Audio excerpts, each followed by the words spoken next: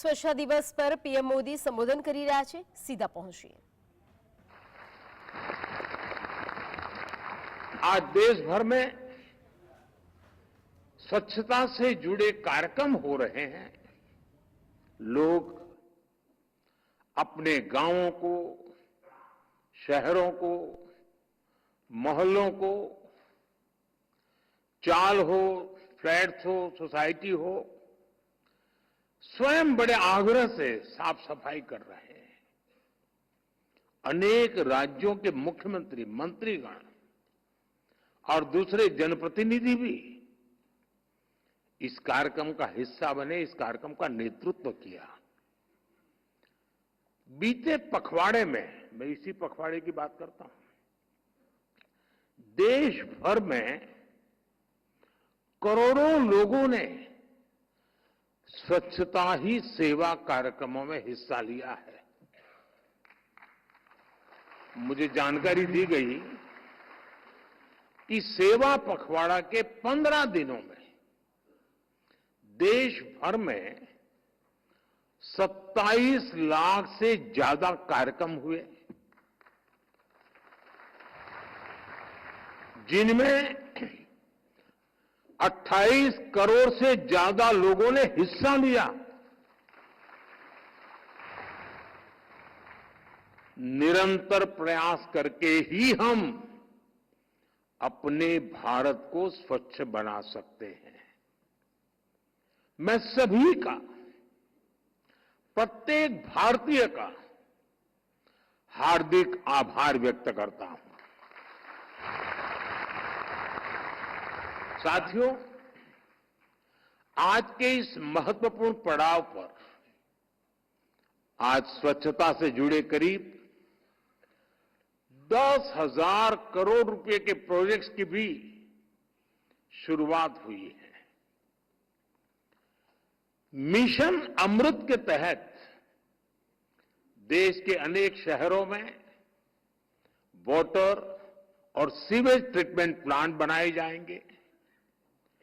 नमामि गंगे से जुड़ा काम हो या फिर कचरे से बायोगैस पैदा करने वाले गोवर्धन प्लांट, ये काम स्वच्छ भारत मिशन को एक नई ऊंचाई पर ले जाएगा।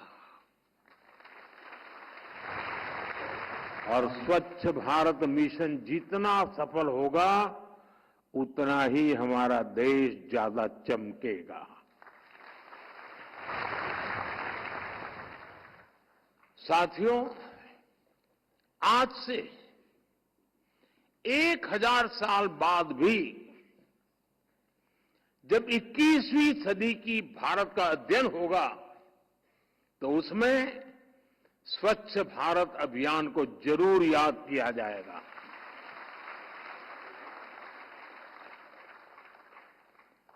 स्वच्छ भारत इस सदी में दुनिया का सबसे बड़ा और सबसे सफल जन भागीदारी वाला, जन नेतृत्व वाला जन आंदोलन है। इस मिशन ने मुझे जनता जनार्दन की, ईश्वर रूपी जनता जनार्दन की साक्षात ऊर्जा के भी दर्शन कराए हैं।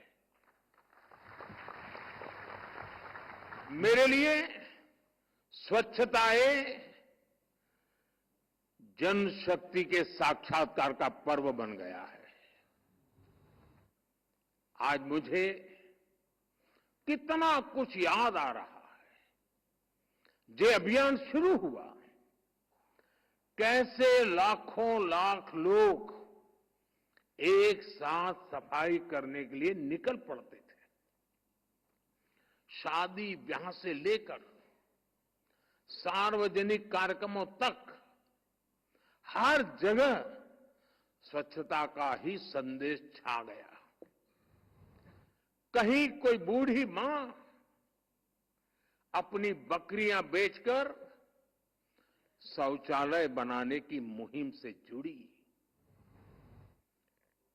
किसी ने अपना मंगलसूत्र बेच दिया, तो किसी ने शौचालय बनाने के लिए जमीन दान कर दी, कहीं किसी रिटायर्ड टीचर ने अपनी पेंशन दान दे दी, तो कहीं किसी फौजी ने रिटायरमेंट के बाद मिले पैसे स्वच्छता के लिए समर्पित कर दिए।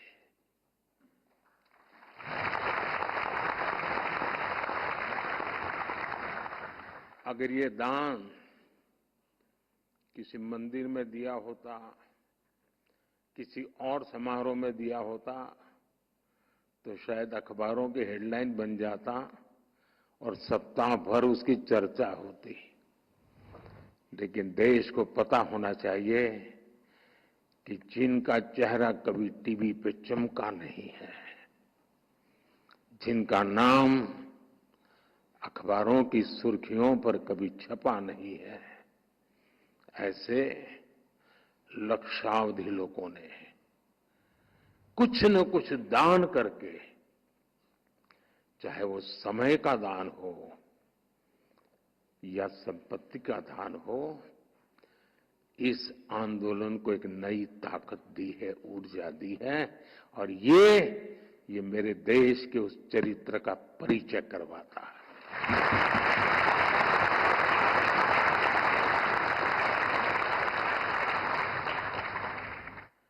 जब मैंने सिंगल यूज प्लास्टिक को छोड़ने की बात की, तो करोड़ों लोगों ने जूट के बैग और कपड़े के थैले निकाल करके बाजार में खरीदी करने के लिए जाने की परंपरा शुरू की, और मैं उन लोगों का भी आभारी हूं, वरना मैं प्लास्टिक, सिंगल यूज प्लास्टिक बंद करने की बात करता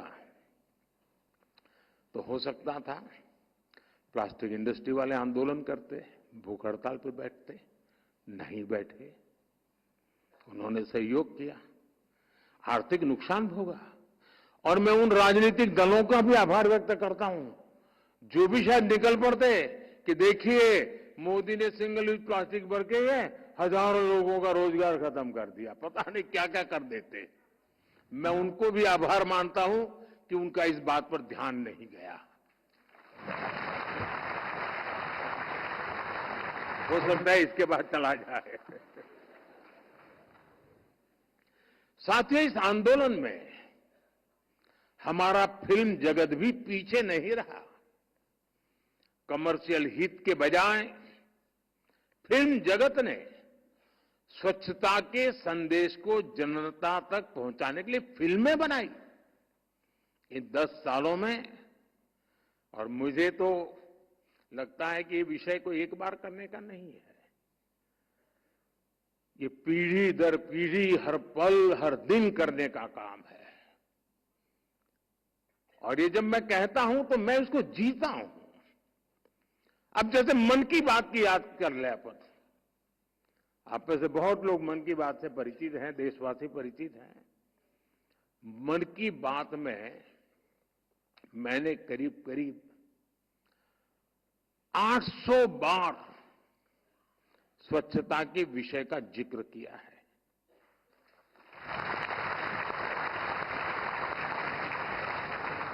लोग लाखों की संख्या में चिट्ठियां भेजते हैं, लोग स्वच्छता के प्रयासों को सामने लाते रहे।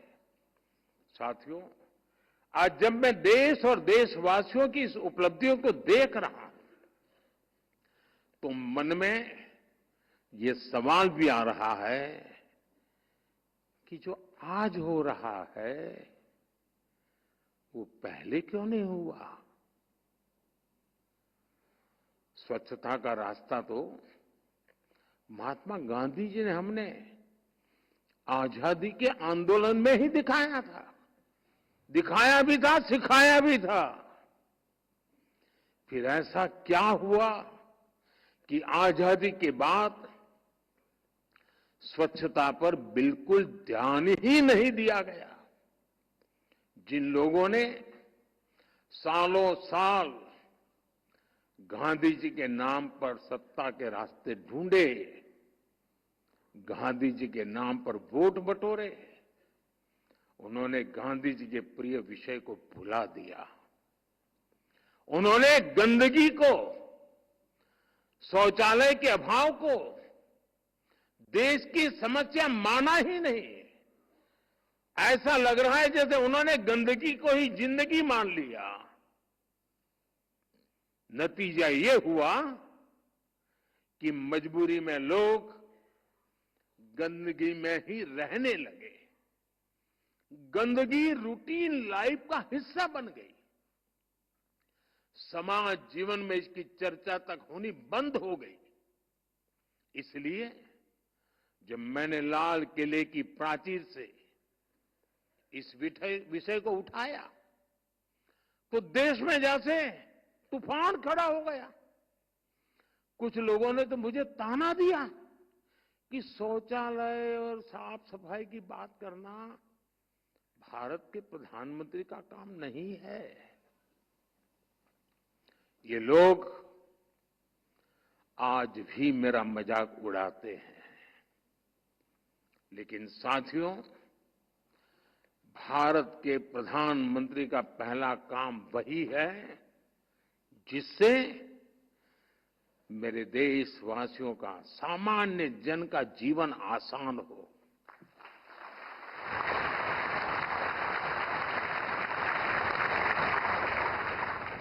मैं भी अपना दायित्व समझकर मैंने टॉयलेट्स की बात की, सैनिटरी पैड्स की बात की, और आज हम इसका नतीजा देख रहे हैं। साथियों, 10 साल पहले तक भारत की 60% से ज्यादा आबादी खुले में शौच के लिए मजबूर थी। ये मानव गरिमा के विरुद्ध था। इतना ही नहीं, ये देश के गरीब का अपमान था।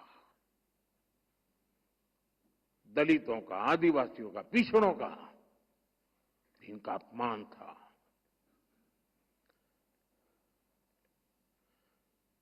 जो पीढ़ी दर पीढ़ी निरंतर चला आ रहा था। शौचालय न होने से सबसे ज्यादा परेशानी हमारी बहनों को, बेटियों को होती थी।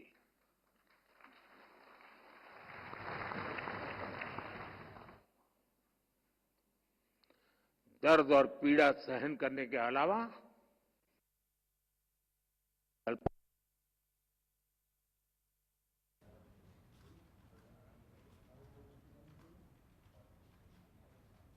दिन भर परेशानी झेलती थी और रात में बाहर जाती थी। तो उनकी सुरक्षा से जुड़े गंभीर खतरे होते थे। या तो सुबह सूर्योदय के पहले जाना पड़ता था, ठंड हो, वर्षा हो।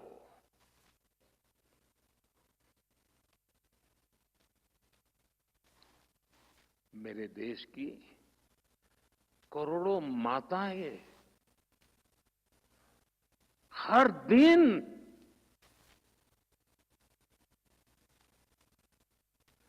इस मुसीबत से गुजरती थी।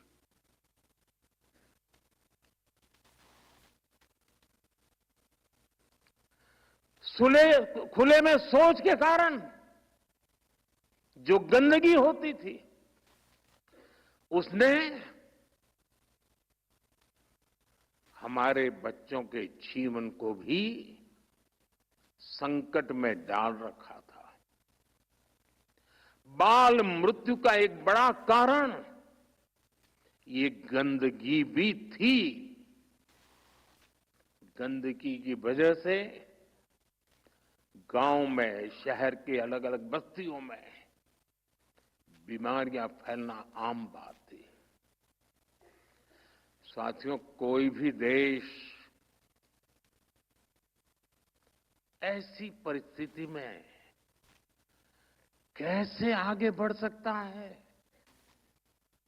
और इसलिए हमने तय किया कि ये जो जैसा चल रहा है वैसा नहीं चलेगा।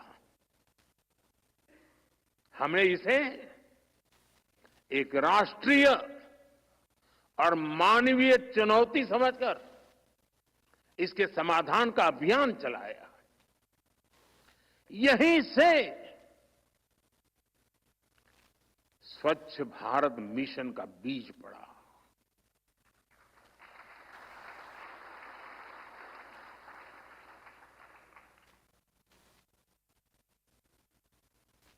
ये कार्यक्रम, ये मिशन, ये आंदोलन, ये अभियान, ये जन जागरण का प्रयास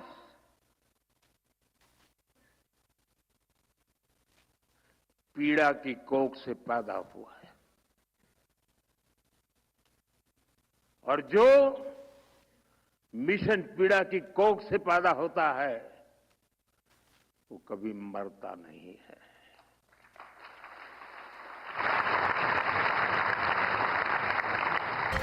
તો એક મહત્વપૂર્ણ સમાચાર કરીશું તેના ઉપર નજર, જે સમાચાર અત્યારે હાલ સામે આવી રહ્યા છે।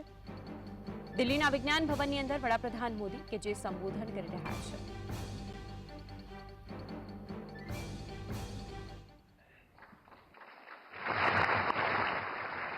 स्वच्छ भारत अभियान से देश में बड़े पैमाने पर रोजगार भी बन रहे हैं। बीते सालों में करोड़ों टॉयलेट बनने से अनेक सेक्टर्स को फायदा हुआ।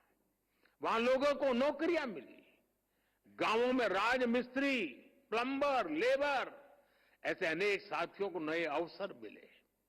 यूनिसेफ का अनुमान है कि करीब करीब 1.25 करोड़ लोगों को इस मिशन की वजह से कुछ न कुछ आर्थिक लाभ हुआ, कुछ न कुछ काम मिला है।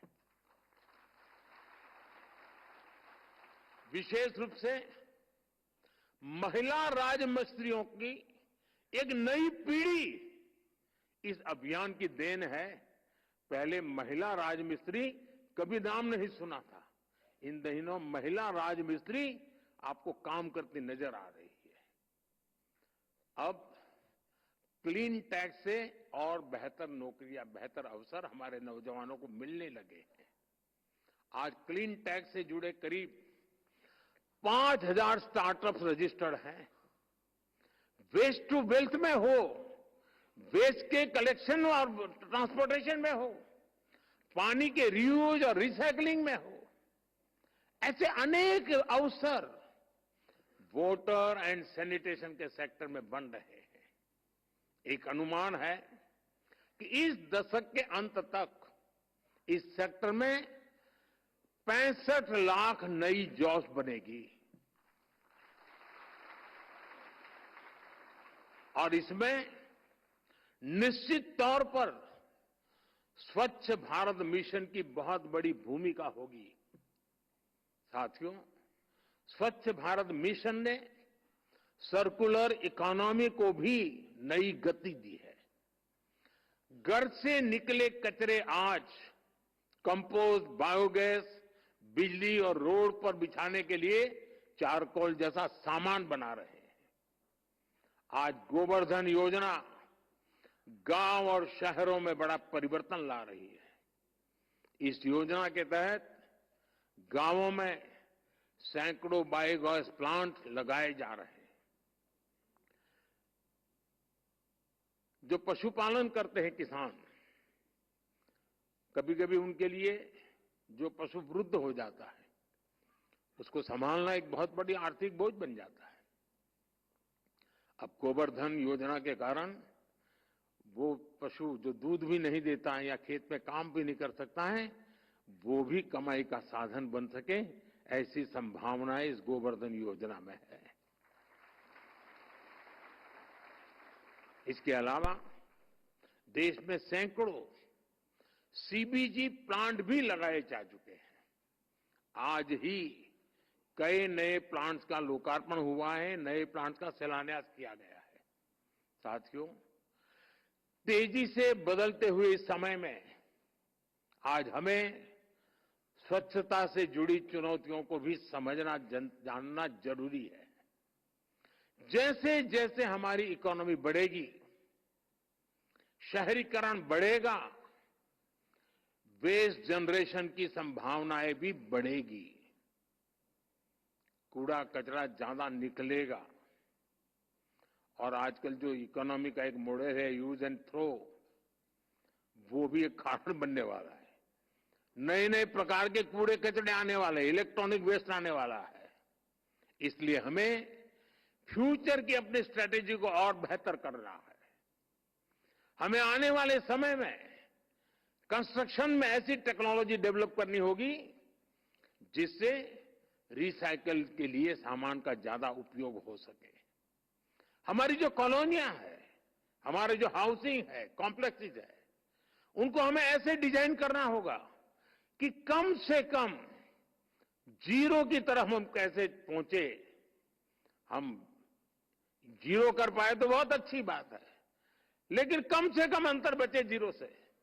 हमारा प्रयास होना चाहिए कि पानी का दुरुपयोग ना हो और वेस्ट पानी को ट्रीट करके इस्तेमाल करने के तरीके सहज बनने चाहिए। हमारे सामने नमामि गंगे अभियान का एक मॉडल है। इसके कारण आज गंगा जी कहीं अधिक साफ हुई है। अमृत मिशन और अमृत सरोवर अभियान से भी एक बहुत बड़ा परिवर्तन आ रहा है। ये सरकार और जनभागीदारी से परिवर्तन लाने के बहुत बड़े मॉडल है। लेकिन मैं मानता हूं सिर्फ इतना ही काफी नहीं है। वाटर कंजर्वेशन, वाटर ट्रीटमेंट और नदियों की साफ सफाई के लिए भी हमें निरंतर नई टेक्नोलॉजी पर निवेश करना है। हम सब जानते हैं कि स्वच्छता का कितना बड़ा संबंध टूरिज्म से है और इसलिए अपने पर्यटक स्थलों, अपने आस्था के पवित्र स्थानों, हमारी धरोहरों को भी हमें साफ सुथरा रखना है। साथियों, हमने स्वच्छता को लेकर इन 10 वर्षों में बहुत कुछ किया है, बहुत कुछ पाया है, लेकिन जैसे गंदगी करना ये रोज का काम है, वैसे स्वच्छता करना भी रोज का ही काम होना ही चाहिए।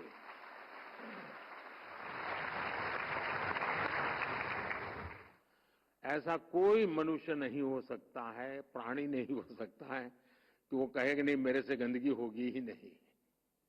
अगर होनी है तो फिर स्वच्छता भी करनी ही होगी। और एक दिन एक पल नहीं, एक पीढ़ी नहीं, हर पीढ़ी को करनी होगी। युगों युगों तक करने वाला काम है। आज जब हर देशवासी स्वच्छता को अपना दायित्व समझता है, कर्तव्य समझता है, तो साथियों मेरा इस देश के वासियों पर इतना भरोसा है कि परिवर्तन सुनिश्चित है।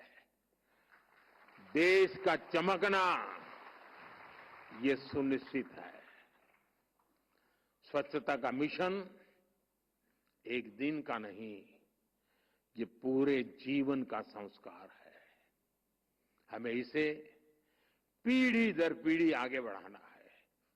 स्वच्छता हर नागरिक की सहज प्रवृत्ति होनी चाहिए। यह हमें हर रोज करना चाहिए।